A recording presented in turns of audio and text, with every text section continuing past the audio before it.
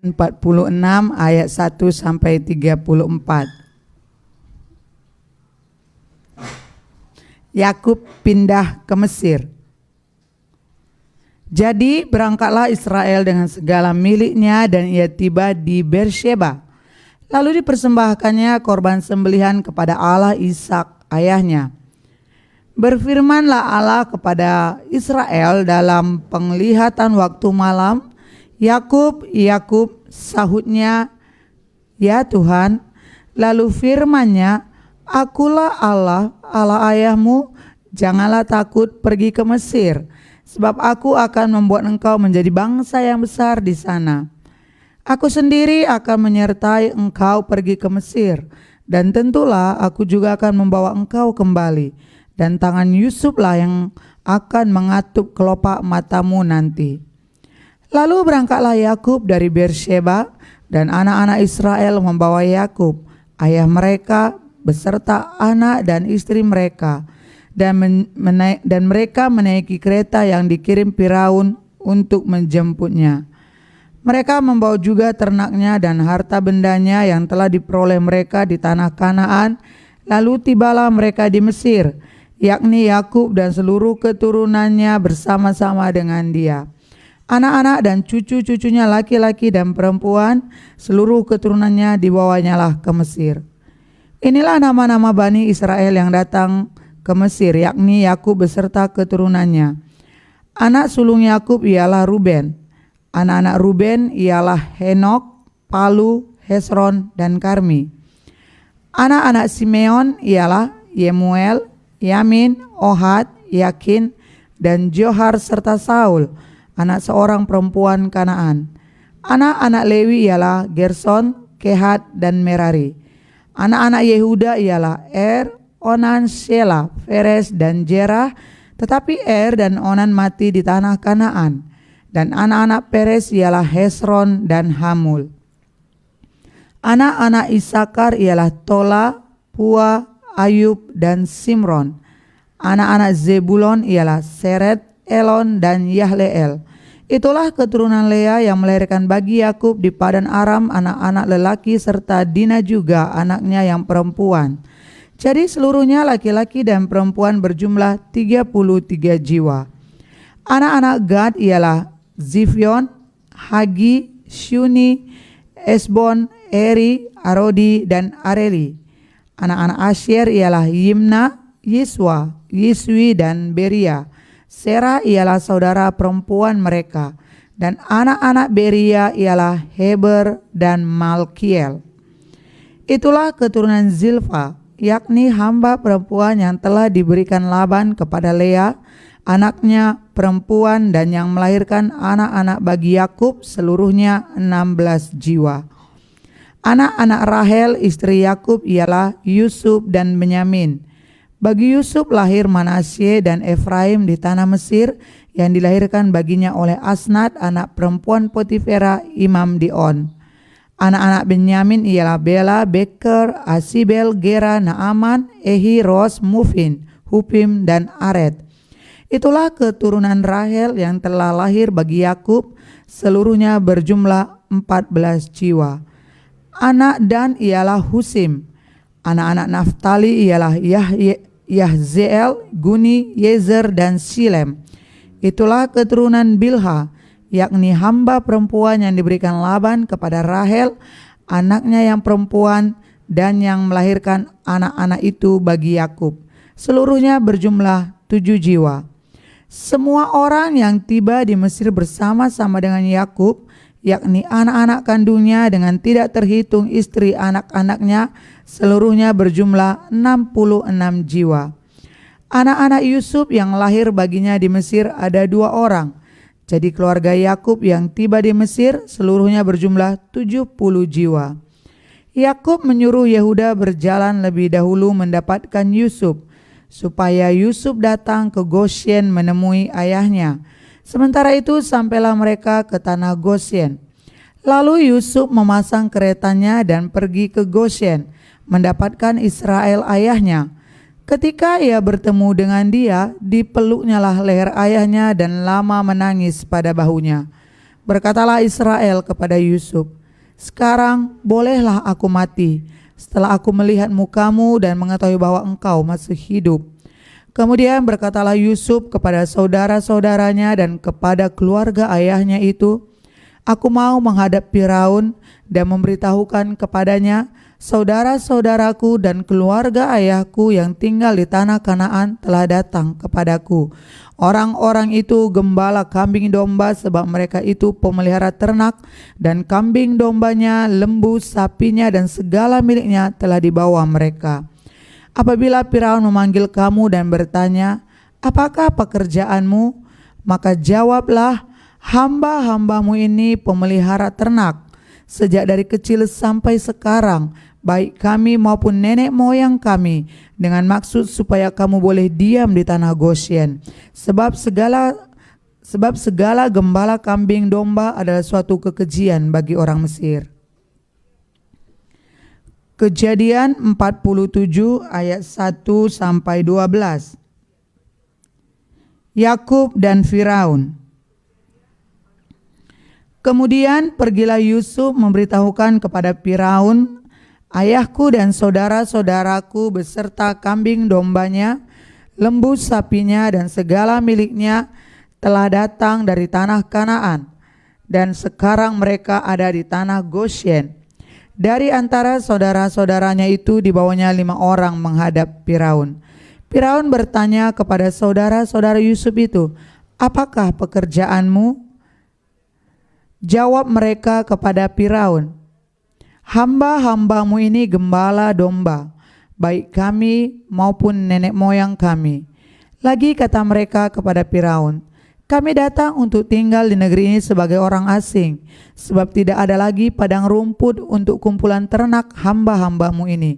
Karena hebat kelaparan di tanah Kanaan, maka sekarang izinkanlah hamba-hambamu ini menetap di tanah Gosyen." Lalu berkatalah Firaun kepada Yusuf, "Ayahmu dan saudara-saudaramu telah datang kepadamu. Tanah Mesir ini terbuka untukmu. Tunjukkanlah kepada ayahmu dan kepada saudara-saudaramu tempat menetap di tempat yang terbaik di negeri ini. Biarlah mereka berdiam di tanah Gosyen.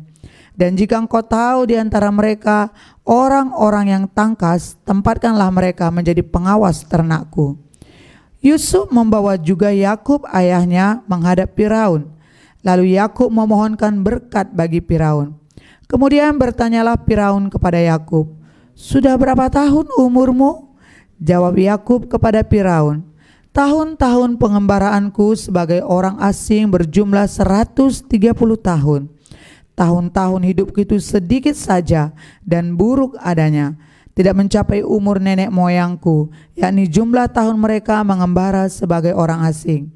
Lalu Yakub memohonkan berkat bagi Firaun. Sesudah itu keluarlah ia dari depan Firaun. Yusuf menunjukkan kepada ayahnya dan saudara-saudaranya tempat untuk menetap dan memberikan kepada mereka tanah milik di tanah Mesir, di tempat yang terbaik di negeri itu, di tanah Rameses, seperti yang diperintahkan Firaun. Dan Yusuf memelihara ayahnya, saudara-saudaranya, dan seisi rumah ayahnya dengan makanan menurut jumlah anak-anak mereka. Kejadian 47 ayat 13 sampai 26. Tindakan Yusuf. Di seluruh negeri itu tidak ada makanan, sebab kelaparan itu sangat hebat, sehingga seisi tanah Mesir dan tanah Kanaan lemah lesu karena kelaparan itu. Maka Yusuf mengumpulkan segala uang yang terdapat di tanah Mesir dan di tanah Kanaan, yakni uang pembayar gandum yang dibeli mereka, dan Yusuf membawa uang itu ke dalam istana Firaun. Setelah habis uang di tanah Mesir dan di tanah Kanaan, datanglah semua orang Mesir menghadap Yusuf serta berkata, "Berilah makanan kepada kami. Mengapa kami harus mati di depanmu? Sebab tidak ada lagi uang." Jawab Yusuf, "Jika tidak ada lagi uang, berilah ternakmu, maka aku akan memberi makanan kepadamu sebagai ganti ternakmu itu." Lalu mereka membawa ternaknya kepada Yusuf, dan Yusuf memberi makanan kepada mereka, ganti kuda, kumpulan kambing domba, dan kumpulan lembu sapi dan keledainya. Jadi disediakannya lah bagi mereka makanan ganti segala ternaknya pada tahun itu. Setelah lewat tahun itu, datanglah mereka kepadanya pada tahun yang kedua, serta berkata kepadanya, "Tidak usah kami sembunyikan kepada tuanku bahwa setelah uang kami habis dan setelah kumpulan ternak kami menjadi milik tuanku, tidaklah ada lagi yang tinggal yang dapat kami serahkan kepada tuanku selain badan kami dan tanah kami. Mengapa kami harus mati di depan matamu, baik kami maupun tanah kami? Belilah kami dan tanah kami sebagai ganti makanan, maka kami dengan tanah kami akan menjadi hamba kepada Firaun. Berikanlah benih supaya kami hidup dan jangan mati, dan supaya tanah ini jangan menjadi tandus." Lalu Yusuf membeli segala tanah orang Mesir untuk Firaun, sebab orang Mesir itu masing-masing menjual ladangnya, karena berat kelaparan itu menimpa mereka. Demikianlah negeri itu menjadi milik Firaun. Dan tentang rakyat itu, diperhambakannya lah mereka di daerah Mesir dari ujung yang satu sampai ujung yang lain. Hanya tanah para imam tidak dibelinya, sebab para imam mendapat tunjangan tetap dari Firaun, dan mereka hidup dari tunjangan itu. Itulah sebabnya mereka tidak menjual tanahnya. Berkatalah Yusuf kepada rakyat itu, "Pada hari ini aku telah membeli kamu dan tanahmu untuk Firaun. Inilah benih bagimu, supaya kamu dapat menabur di tanah itu. Mengenai hasilnya, kamu harus berikan 1/5 bagian kepada Firaun, dan yang 4 bagian lagi itulah menjadi benih untuk ladangmu dan menjadi makanan kamu dan mereka yang ada di rumahmu dan menjadi makanan anak-anakmu." Lalu berkatalah mereka, "Engkau telah memelihara hidup kami, asal kiranya kami mendapat kasih tuanku, biarlah kami menjadi hamba kepada Firaun." Yusuf membuat hal itu menjadi suatu ketetapan mengenai di tanah Mesir sampai sekarang, yakni bahwa 1/5 dari hasilnya menjadi milik Firaun, hanya tanah para imam tidak menjadi milik Firaun. Kejadian 47 ayat 27 sampai 31. Yakub pada akhir hidupnya. Maka diamlah Israel di tanah Mesir, di tanah Goshen, dan mereka menjadi penduduk di situ. Mereka beranak cucu dan sangat bertambah banyak. Dan Yakub masih hidup 17 tahun di tanah Mesir, maka umur Yakub yakni tahun-tahun hidupnya menjadi 147 tahun. Ketika hampir waktunya bahwa Israel akan mati, dipanggilnyalah anaknya Yusuf dan berkata kepadanya, "Jika aku mendapat kasihmu, letakkanlah kiranya tanganmu di bawah pangkal pahaku, dan bersumpahlah bahwa engkau akan menunjukkan kasih dan setia kepadaku. Janganlah kiranya kuburkan aku di Mesir, karena aku mau mendapat pemberhentian bersama-sama dengan nenek moyangku. Sebab itu angkutlah aku dari Mesir dan kuburkanlah aku dalam kubur mereka." Jawabnya, "Aku akan berbuat seperti katamu itu." Kemudian kata Yakub, "Bersumpahlah kepadaku." Maka Yusuf pun bersumpah kepadanya, lalu sujudlah Israel di sebelah kepala tempat tidurnya. Kejadian 48 ayat 1 sampai 22. Yakub memberkati Manasye dan Efraim. Sesudah itu ada orang mengatakan kepada Yusuf, "Ayahmu sakit." Lalu dibawanyalah kedua anaknya Manasye dan Efraim. Ketika diberitahukan kepada Yakub, "Telah datang anakmu Yusuf kepadamu," maka Israel mengumpulkan segenap kekuatannya dan duduklah ia di tempat tidurnya.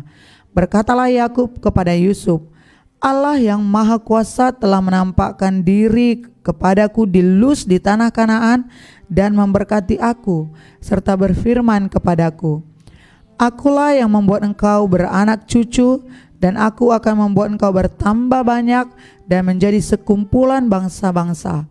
Aku akan memberikan negeri ini kepada keturunanmu untuk menjadi milikmu sampai selama-lamanya.' Maka sekarang kedua anakmu yang lahir bagimu di tanah Mesir, sebelum aku datang kepadamu ke Mesir, akulah yang empunya mereka. Akulah yang akan empunya Efraim dan Manasye, sama seperti Ruben dan Simeon. Dan keturunanmu yang kau peroleh sesudah mereka, engkaulah yang punya, tetapi dalam pembagian warisan nama mereka akan disebutkan berdasarkan nama kedua saudaranya itu.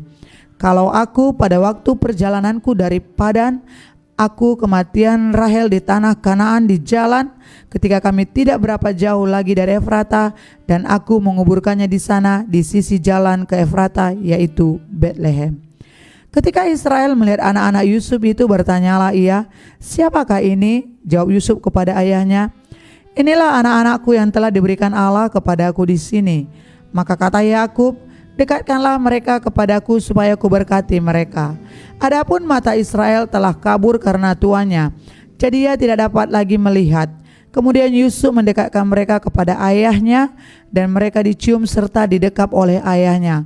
Lalu berkatalah Israel kepada Yusuf, tidak kusangka-sangka bahwa aku akan melihat mukamu lagi, tetapi sekarang Allah bahkan memberi aku melihat keturunanmu. Lalu Yusuf menarik mereka dari antara lutut ayahnya, dan ia sujud dengan mukanya sampai ke tanah. Setelah itu Yusuf memegang mereka keduanya. Dengan tangan kanan dipegangnya Efraim, yaitu di sebelah kiri Israel, dan dengan tangan kiri Manasye, yaitu di sebelah kanan Israel. Lalu didekatkannya lah mereka kepadanya. Tetapi Israel mengulurkan tangan kanannya dan meletakkannya di atas kepala Efraim, walaupun ia yang bungsu, dan tangan kirinya di atas kepala Manasye, jadi tangannya bersilang, walaupun Manasye yang sulung. Sesudah itu diberkatinya lah Yusuf, katanya, nenekku dan aku Abraham dan Ishak telah hidup di hadapan Allah.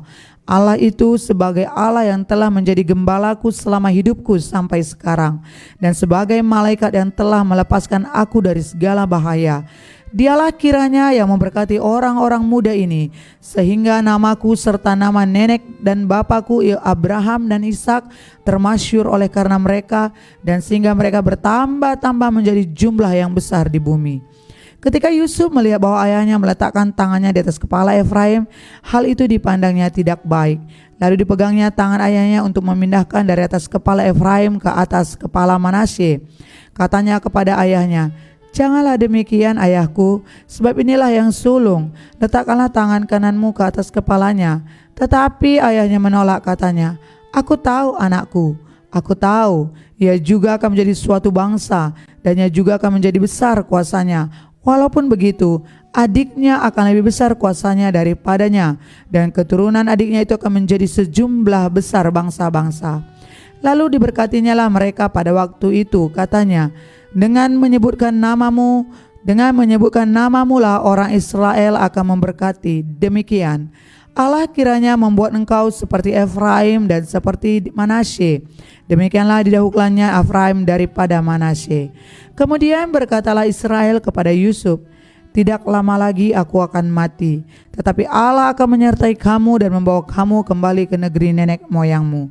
Dan sekarang aku memberikan kepadamu sebagai kelebihanmu daripada saudara-saudaramu suatu punggung gunung yang kurebut dengan pedang dan panah dari tangan Amori. Kejadian 49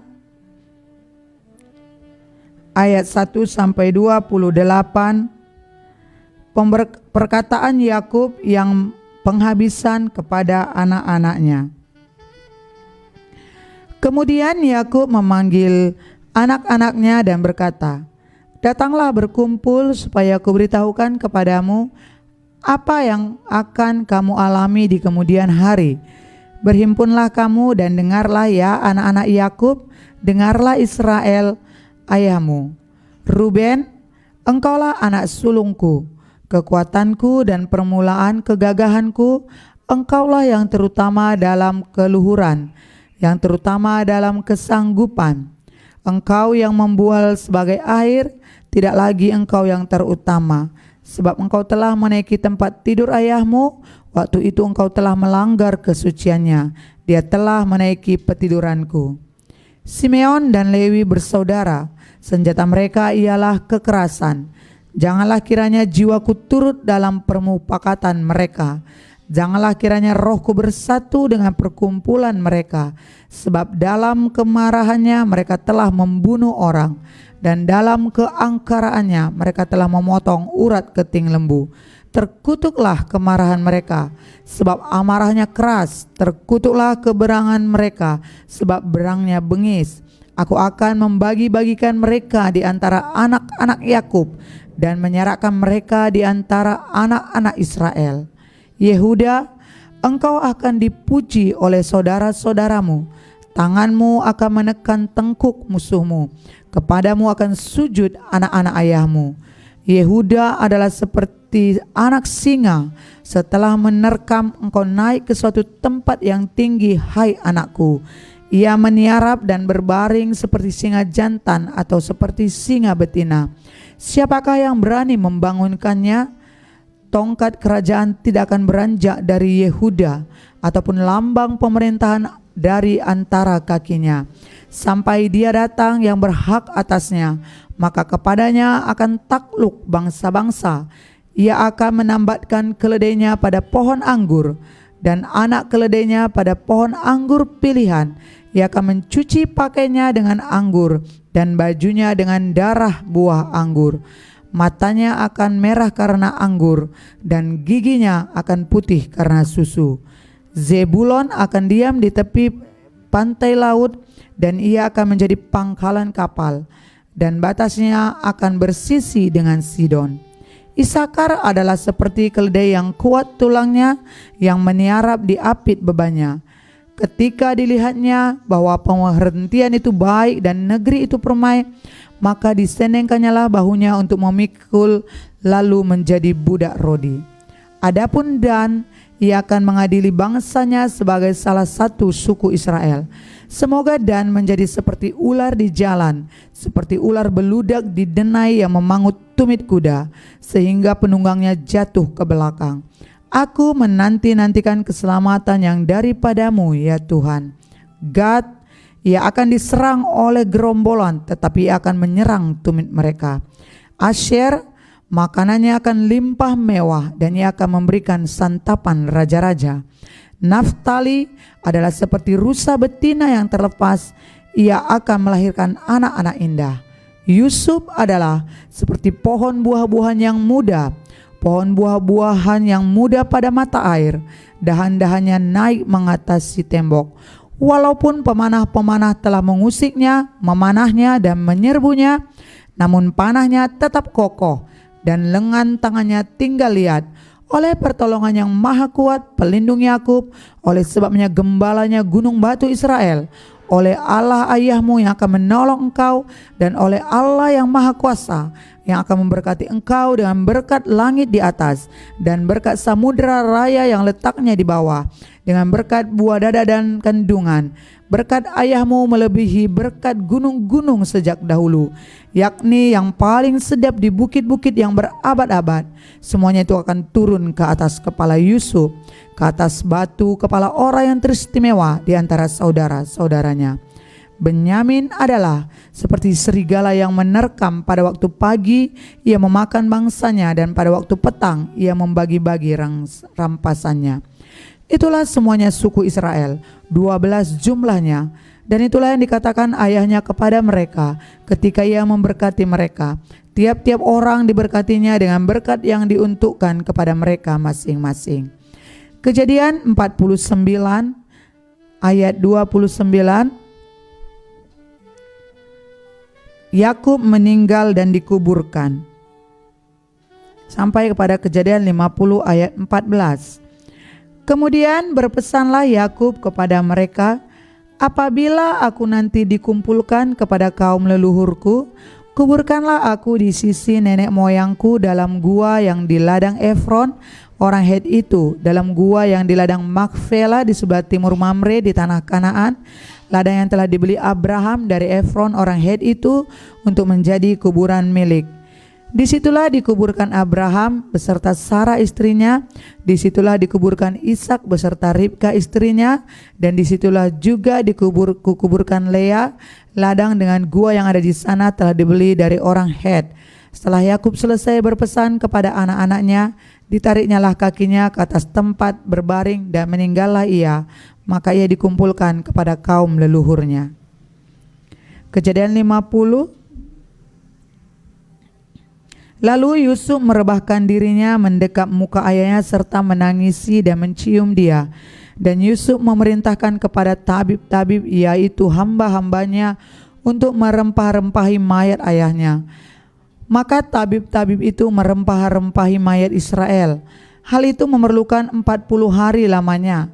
Sebab demikianlah lamanya waktu yang diperlukan untuk merempah-rempahi, dan orang Mesir menangisi dia 70 hari lamanya.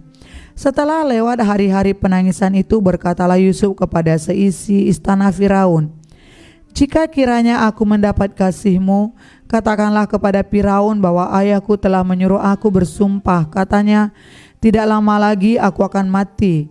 Dalam kuburku yang telah kugali di tanah Kanaan, disitulah kau kuburkan aku. Sebab oleh itu, izinkanlah aku pergi ke sana supaya aku menguburkan ayahku, kemudian aku akan kembali." Lalu berkatalah Firaun, "Pergilah ke sana dan kuburkanlah ayahmu itu, seperti yang telah disuruhnya engkau bersumpah." Lalu berjalanlah Yusuf ke sana untuk menguburkan ayahnya, dan bersama-sama dengan dia berjalanlah semua pegawai Firaun, para tua-tua dari istananya, dan semua tua-tua dari tanah Mesir, serta seisi rumah Yusuf juga, saudara-saudaranya dan seisi rumah ayahnya. Hanya anak-anaknya serta kambing domba dan lembu sapinya ditinggalkan mereka di tanah Goshen. Baik kereta maupun orang-orang berkuda turut pergi ke sana bersama-sama dengan dia, sehingga iring-iringan itu sangat besar. Setelah mereka sampai ke Goren Hatat yang di seberang sungai Yordan, maka mereka mengadakan di situ ratapan yang sangat sedih dan riuh. Dan Yusuf mengadakan perkabungan 7 hari lamanya karena ayahnya itu. Ketika penduduk negeri itu, orang-orang Kanaan, melihat perkabungan di Goren Hatat itu, berkatalah mereka, "Inilah perkabungan orang Mesir yang amat riuh." Itulah sebabnya tempat itu dinamai Abel Mizraim, yang letaknya di seberang Yordan. Anak-anak Yakub melakukan kepadanya seperti yang dipesankan kepada mereka. Anak-anaknya mengangkut dia ke tanah Kanaan, dan mereka menguburkan dia dalam gua di ladang Makfela yang telah dibeli Abraham dari Efron orang Het itu untuk menjadi kuburan milik, yaitu ladang yang di sebelah timur Mamre.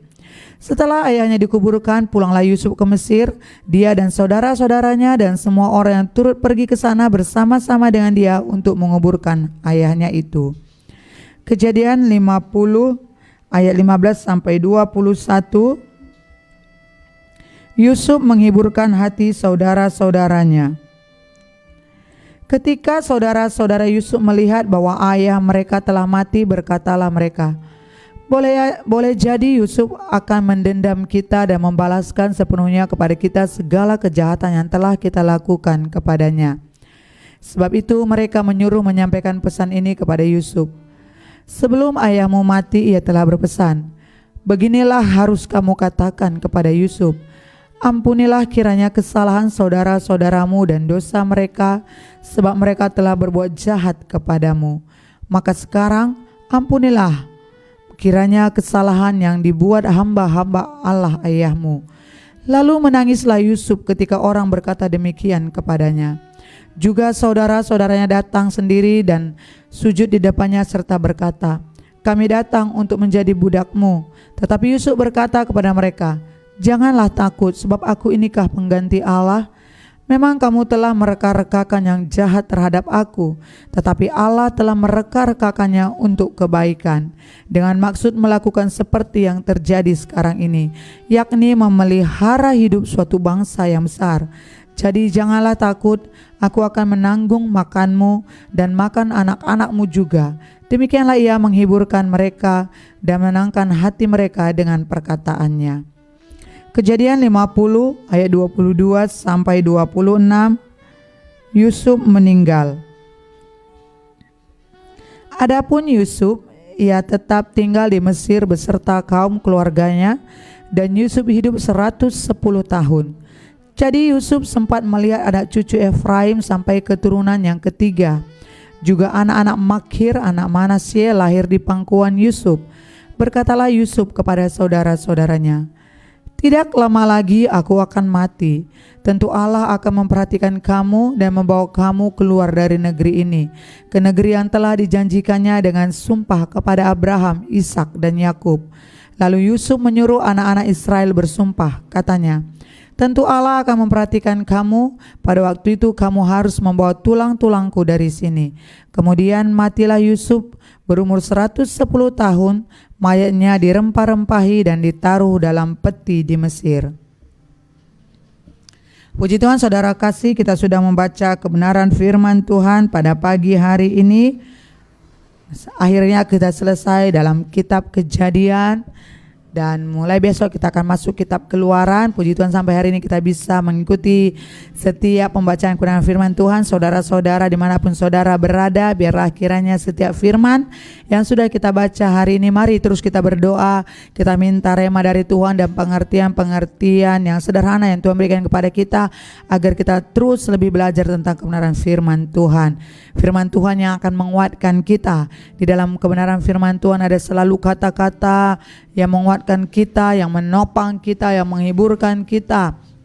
Oleh karena itu, mari terus setiap hari kita belajar kebenaran firman Tuhan, agar pengenalan kita bertambah-tambah di dalam Tuhan. Dimanapun Bapak Ibu Saudara berada pagi hari ini, mari terus berpegang teguh kepada Tuhan, karena di dalam Tuhan selalu ada jawaban, di dalam Tuhan selalu ada kepastian, di dalam Tuhan selalu ada pengharapan. Sehingga hampir kita seminggu ini sampai di hari Sabtu ini kita ada juga karena kemurahan Tuhan. Bukan karena kekuatan kita, bukan karena kemampuan kita, tapi karena anugerah Tuhan. Tuhan masih mempercayakan kita napas kehidupan, berarti Tuhan ingin kita melihat, ingin kita kembali lebih dekat dengan Tuhan. Oleh karena itu Bapak Ibu Saudara kekasih dimanapun berada saat ini, mari terus setia dalam pengiringan akan Tuhan. Mari terus berharap kepada Tuhan. Jangan pandang keadaanmu saat ini. Ketika engkau dalam keadaan kecewa, dalam keadaan frustasi, dalam keadaan putus asa, mari datang kepada Tuhan, berserah kepada Tuhan. Nyatakan setiap persoalanmu, nyatakan setiap apapun yang kamu hadapi kepada Tuhan. Di dalam Tuhan ada jalan keluar. Terpujilah nama Tuhan. Inilah pembacaan firman pagi hari ini. Mari kita tundukkan kepala kita berdoa. Terima kasih buat pagi hari ini Tuhan, sungguh kami rasakan setiap pekerjaan tangan-Mu yang luar biasa dalam hidup kami. Setiap hari adalah mujizat bagi kami, orang-orang yang percaya kepada-Mu. Ketika kami berserah kepada-Mu, ketika kami mengandalkan Engkau, maka Engkau Allah yang selalu memperhatikan kami. Engkau tidak pernah meninggalkan kami walau sedetik pun, tapi Engkau selalu menyertai kami, memelihara kami seperti biji mata-Mu. Oleh karena itu kami mau katakan kami bangga memiliki Allah seperti Engkau, Allah yang tidak pernah berubah, kasih setianya dahulu, sekarang, sampai selama-lamanya. Terima kasih Tuhan buat setiap karya-karya-Mu dalam hidup kami. Kami melihat bagaimana Engkau selalu menyertai kami. Kami melihat bagaimana Engkau selalu menolong dan menopang kami, memegang tangan kami, berjalan bersama-sama dengan kami. Terima kasih buat penyertaan-Mu yang sempurna ya Aba, ya Bapa. Kalau hari ini juga kami sudah membaca kebenaran firman-Mu, biarlah kiranya firman-Mu yang kami baca dari mulai pasal per pasal, biarlah kiranya terus Engkau berikan rema dalam hati kami pribadi lepas pribadi, bahkan pengertian-pengertian yang Kau berikan. Mungkin saat ini kami belum mengerti Tuhan, tapi kami percaya Allah Roh Kudus yang akan memampukan kami untuk mengerti akan kebenaran firman-Mu, sehingga kami boleh mengenal Engkau lebih lagi dan lebih lagi Tuhan, sehingga kami tidak mudah disesatkan oleh ajaran-ajaran yang tidak sesuai dengan kebenaran firman-Mu. Oleh karena itu biarlah Tuhan kami tetap kuat di dalam Tuhan. Ajari kami Roh Kudus, pimpin kami Roh Kudus, tolong kami Roh Kudus, karena tanpa-Mu kami tidak mampu. Oleh karena itu biarlah kiranya Allah Roh Kudus yang selalu menyertai dan memberikan hikmat kepada kami. Terima kasih buat pagi ini Tuhan, kami berdoa buat setiap pemirsa Amazing Ministry yang selalu setia mendengarkan acara ini Tuhan, dimanapun mereka berada saat ini. Tuhan tolong mereka, berkati mereka, sertai mereka. Kalau mereka di dalam keadaan putus asa, mari Engkau berikan kekuatan Tuhan. Kalau mereka di dalam masalah, Engkau jawaban keluar atas kehidupan mereka. Kalau mereka Tuhan dalam keadaan sakit apapun itu, kami berdoa di dalam nama Tuhan Yesus Kristus, kesembuhan menjadi milik mereka. Allah nyatakan kuasa-Mu atas mereka, karena oleh bilur-bilur-Mu sanggup menyembuhkan mereka. Allah yang ajaib, Allah yang kuasa, Allah yang terbukti kuasanya. Engkau bekerja atas setiap mereka yang saat ini sedang mengalami sakit penyakit ya Tuhan. Biarlah kiranya setiap pemirsa Amazing Ministry boleh tetap setia mengiring Engkau, setia berpengharapan kepadamu Tuhan. Ketika kami mengandalkan hidup kami kepadamu, maka Engkau Allah Roh Kudus yang akan turut campur tangan atas kehidupan kami. Tidak ada yang mustahil bagimu Tuhan.